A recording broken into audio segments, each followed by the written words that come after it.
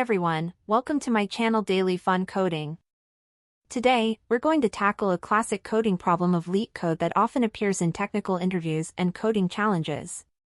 The problem is called palindrome number. Let's dive right in. What's a palindrome, you ask? It's a word, phrase, or number that reads the same backward as forward. Think of race car, madam, or the number 121. Our challenge: given an integer, our goal is to write a program that can tell us if it's a palindrome or not. Let's break down the problem. Input: we receive an integer, x, as input. Output: we need to return true if the number is a palindrome and false otherwise. Example: let's take the number 121.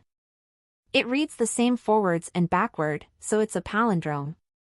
Now, how do we solve this? The most intuitive approach is to convert the number into a string, reverse it, and compare the two. However, the problem statement challenges us to solve it without converting the number to a string. Here's our solution using C++.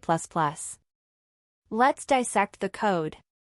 Org equals x, we store the original input number in a variable org for later comparison.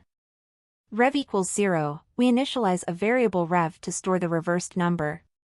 While x greater than 0 we loop as long as the number x is greater than 0. Digit equals x%10, we extract the last digit of the number using the modulo operator %.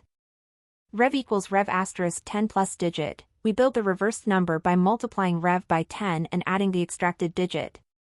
X/equals 10, we remove the last digit from the original number by dividing it by 10. Return org equals rev, finally, we compare the original number, org, with the reversed number, rev, and return true if they are equal, indicating a palindrome, and false otherwise. Key takeaways.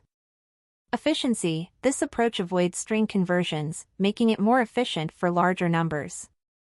Clear logic: the code is well structured and easy to understand. Remember, this is just one approach.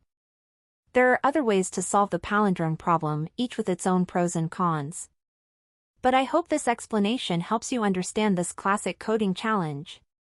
If you liked this video, please give it a thumbs up and subscribe for more coding insights and explanations. Thanks for watching.